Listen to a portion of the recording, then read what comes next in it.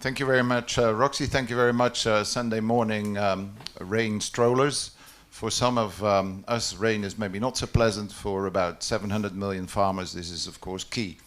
Let me give you a bit of context. First of all, this is probably part of my Dutch humor, but also my Dutch respect for these poor farmers that live in Southeast Asia and basically in Sub-Saharan Africa. Center stage on the left hand from me, on the right hand side of Roxy, is of course for these forgotten stakeholders. That's why I'm sitting here on the margins. So who are actually out there is 1.9 billion water insecure people. 1 billion rural poor are sitting on those 4 chairs in front of you. So that's the ones you're going to dialogue with. What's happened over the last couple of years, just a little context. Food prices exploded. I just checked the website. Maize, rice, soy, they have all doubled in price. It's quite astonishing what that does to our pockets here in rich Sweden. Actually, very little, but it is the difference, of course, for people that live of it. Fertilizers have trebled. That's another nice thing if you are not a farmer, but if and when you're making your livelihood of farming, that's not necessarily a good thing. So in other words, farming is quite a hazardous undertaking, and it's our job together with these billion farmers to make that a less hazardous, a less risky undertaking. If we fail, then everybody moves to the cities, as you know, which is not necessarily bad, but not always what is the best for cultures, for migration, and of course for political processes. So in one way or another, water security, water for security is a debate that leads to water for peace and development as well. Maybe you want to bring that up today, maybe you do not want to bring that up today, but let's not overload this agenda. Meantime, many governments have been successful in combating rural poverty. It's not a message of gloom and doom that I'm here to share with these billion people. However, due to these externalities of prices and nowadays very famous climate change, people are not necessarily climbing out of poverty as we used to see in the early 2000s. So what are we discussing here this morning? What is the difference that microirrigation can make in people's lives? Well, actually, we will share with you, and you will share with the stakeholders, as Roxy indicated, some different lenses, some different scenarios, some different dimensions. I think what is likely not new to you is participatory approaches that ought not to be new to you. So I'm not going into that. Our participants may. What I would like to challenge you on is please explore with us a market chain approach, a business model approach, something that goes away from the romantic handholding and the lack of weaning off, which usually typifies public-led development processes.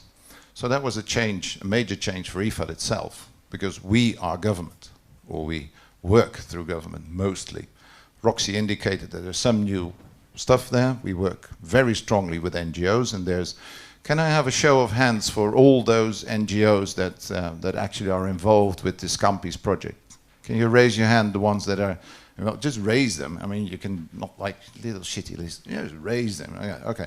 So people in the front rows can't see the people in the back rows, but as the back rows will come to the front, you may then engage with them. Right. So different dimensions, very important for us. We want to combine innovations with investments, with infrastructure, of course the institutions. Welcome. We have another set of abbreviations, the AAA. It's not the Automobile Association. It is to do with accessibility, availability, and affordability. Please go ahead. There's plenty of space on my left-hand side. Va bene. Or wherever you like to sit or stand up. These aspects, these multiple I's, these multiple A's, are aspects that I would like you to probe our stakeholders on and see what is real behind those slogans, because we are very often stuck in slogans. Now, you have read on the introduction that this particular program on micro-irrigation has somehow changed the lives of 30,000 households. And you say, so what? There's another 999 million people out there whose lives we have not touched upon. So how are we going to deal with that? And in our way of thinking, that has to do with scaling up successful methodologies, not successful technologies. It's a methodology. It's this approach, this market chain approach. And we think it may have some benefits for more than just 30,000 people. We will listen to our colleagues from India, which government has incorporated elements of this approach in its policy to uplift the tribals and scheduled castes. We will listen to colleagues from Madagascar who are likely to take this to the Comoros and the Seychelles and further on in Madagascar. We will certainly hear from our colleagues from Guatemala, where they are engaged in a process to bring in these changes in a whole series, a whole set of partners on rural development, fighting malnutrition. So with that, I think we will get an overview as indicated by Roxy from private sector. So Sybil will address you. I would like you to challenge us on this most significant change. And as you do, you will walk out this room probably convinced that most significant changes are possible. And that's the whole idea of this event. Thank you very much. Sybil, may I have you on the floor? As Rudolph mentioned,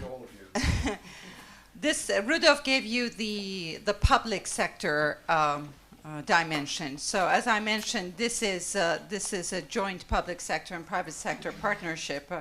And we all know that small and medium sector, small and medium scale private sector activities have enormous potential to drive development.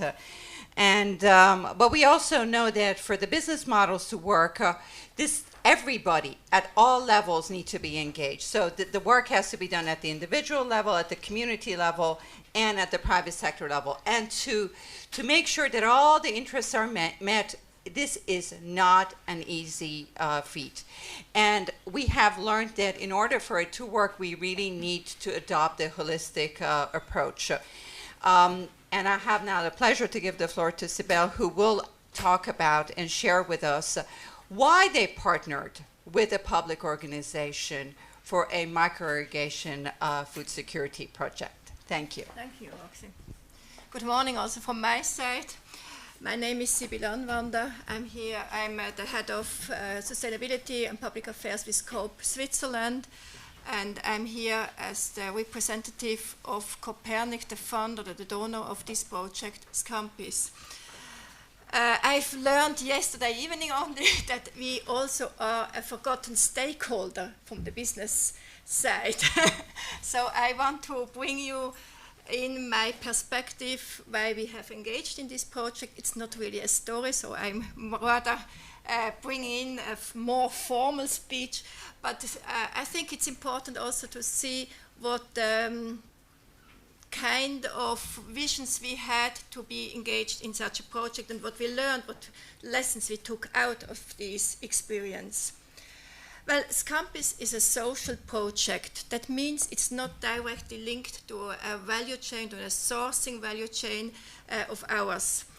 It's financed by Copernic. That's a strategic alliance with the aim of common sourcing, formed by 5 European retailers: Conad in Italy, Colruyt in Belgium, Coop in Switzerland, Leclerc in France, and Rewe in Germany and some Eastern European countries.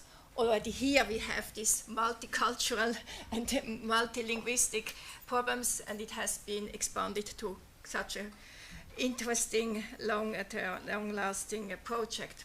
All 5 members are organized as cooperative, And Copernic, and even more its 5 members, are very much concerned about ensuring the supply of high-quality food for their consumers in long-term perspective. We have heard about the climate change, we have heard about high-rocketing prices that are also concerns for retailers. With the growing world population, the resources becoming more and more scarce, and the already tangible impacts of the climate change, at least in some countries, this needs a good understanding of the food value chains as well as well-targeted investment. Water, or better, its scarcity, is one of the most pressing issues regarding food chains. There are different ways to tackle this problem of water scarcity. For example, to sensitize end consumers by water footprint, for example, but also to make aware decision makers about this pressing issue. Another way to tackle the issue is to bring in this issue in the development of international standards like global gap or fair trade. But the most straightforward way seems to work together with organizations, with other actors, to develop pilot projects and then multiply the lessons learned. That is how the collaboration with IFAD started. The aim of the Campus project was to help smallholders to improve their own situation with regard to food security, as we will hear, but also to increase the production in order to sell part of the production on the market, on the local market first, but also as a first step towards access to national and even international markets. The approach proposed by IFAD was to address the problem of water scarcity by the distribution and implementation of micro-irrigation systems linked to organic liquid fertilizers, and bring this to smallholders and poor rural households. For Copernic, a sustainable solution has to address all 3 dimensions of the sustainability concept. That means reduce the ecological impact and increase also the resilience to ecological changes, but also to improve the social situation of the stakeholders, and also to prove to be economically sound. Therefore, one main objective of this Campus project was to facilitate the development of local markets, including post-sale services for micro-irrigation kits. This approach was new, innovative, and it was also the result of a unique partnership, as it was the first time that the International Fund for Agricultural Development, as a UN organization and a non-for-profit organization, first worked together with a private partner. With IFAD, we from Copernic found a professional partner with a good international reputation in the field. And with this public-private partnership, a lot of contrary perspective and attitude clashed together. Both sides, we had to listen, try to understand, and show willingness to engage in new approaches. But the combination of the experience from both the non-profit development organization and the market and the business perspective on the other side proved to be very valuable for getting a solid and sustainable project. But not only the exchange between the partners IFAD and Copernic was important, but also the exchange of experiences among the 3 countries involved boosted the project establishment. We will see that the exchange between the project partners in India, Madagascar, and Guatemala turned to be very rewarding. It was also a very interesting lesson to learn that the situation in the 3 countries was so different that even the project goals had to be adapted. With one exception, although, the target to reach 10,000 poor households in each of the 3 countries, that was fixed. But in comparing the strategies with others, learning from one another how to overcome certain obstacles and to get advice when they were struggling, that was fruitful and beneficial for all partners involved. And for Copernic, boosting the south-to-south know-how transfer has always been one of the project goals.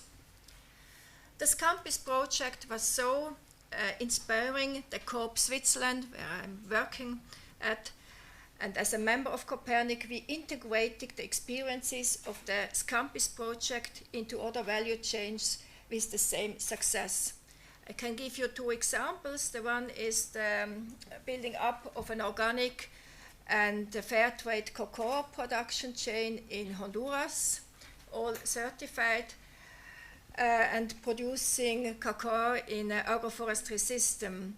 The cocoa is then sold to a factory, a chocolate factory belonging to our group Coop.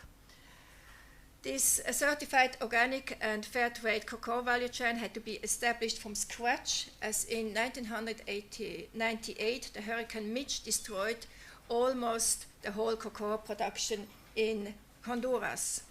This region is also highly affected by deforestation and has decreasing availability of fresh water.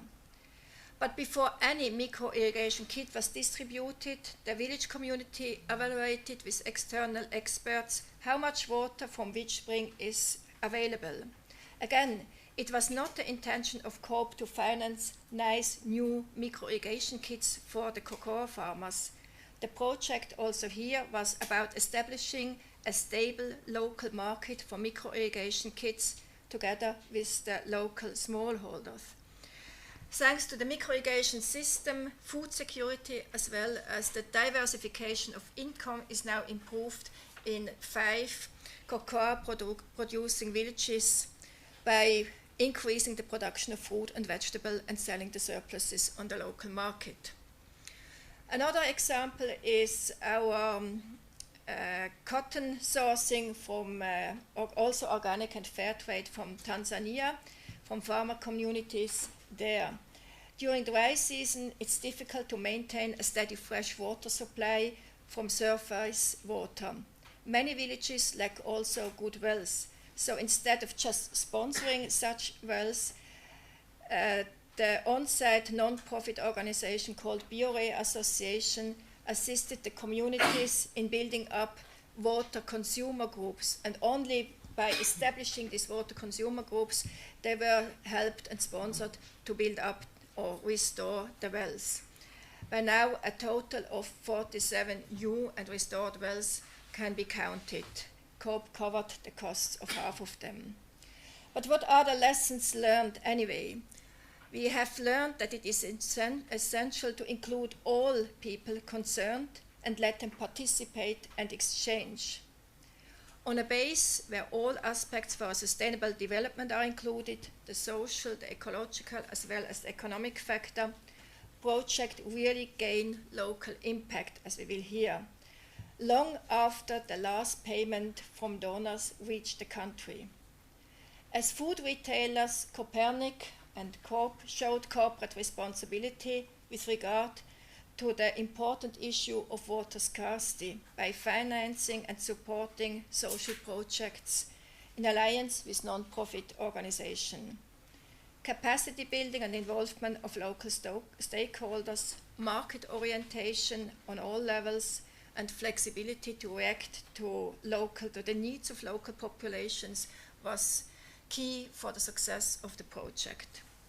I would like to take the opportunity and thank the Campus team at IFAT, as well as the responsible leaders in the 3 countries for all their efforts they had put in to improve the livelihood for poor rural families. I thank for the inspiring collaboration we have experienced during the 3 years, or more than 3 years. It has been also for me personally an exciting experience, although I had only had the chance to visit the project in Madagascar, but however we met and exchanged a lot of insights. I thank especially Rudolph and his team at IFAT for their openness to our sometimes critical questions, and also for the development of a special monitoring and evaluation tool. We will hear about that later on. The thorough reports they had to give in every 6 months helped me to communicate the progress, the achievement of the project to the board of the directors at Copernic. But I think it helped also the project team to remain focused on the quantitative targets as well as the budget. And we have developed a common understanding on how to measure the results of the project. Output data like kilogram tomatoes harvested or the number of MIS kits distributed normally help to oversee the project, of course. But what counts at the end is the impact. How has the project changed the financial situation, the nutritional status, or the self-esteem of the participating families? And as you will see, these impacts have been so positive, reported in many statements, stories, and interviews, that I can only hope that the Campus project will be expanded to other regions and other countries. I am indeed very proud of what we have achieved together. Consumers from rich countries, which will be concerned about these issues maybe only in the future, and poor farmers in three countries struggling against the challenge of water scarcity. Thank you very much, and I hope you will learn a lot during this seminar. Thank you. Thank you very much, Sibel, and thank you for being a great partner. And thank you. You know, it is not really easy to work with private sector for us because sometimes the whole vision and the goals are different. But with you guys, it was different. And as you said, I think the openness on both fronts was really what made this thing to work. So thank you very much. Okay, now before hearing the stories, you're going to be hearing from the mother of this project. Cecilia has been nurturing this project for 3 years, and she has been the one who has been pushing all of us. She's been sharing the achievements of this project. She's been working with all of the stakeholders on this project, and she really has taken it upon herself to make this project work. So it is a pleasure to give the floor to Cecilia, who will be talking about the M&E of this, the methodology that she's used to actually take this project forward. One word about Cecilia is what her earnestness and her enthusiasm has been really contagious over these 3 years. And she has taken some risks because she has broke the mold, and she has tried quite a number of new things. And I'm sure you'll be delighted to see the results. Cecilia. Wow, what an introduction.